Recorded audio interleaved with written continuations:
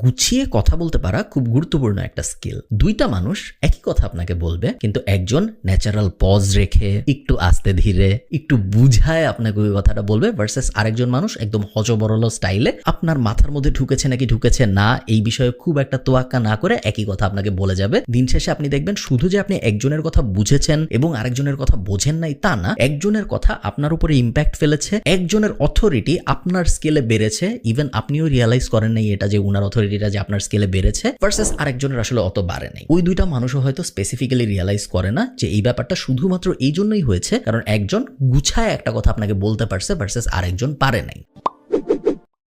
এটা তো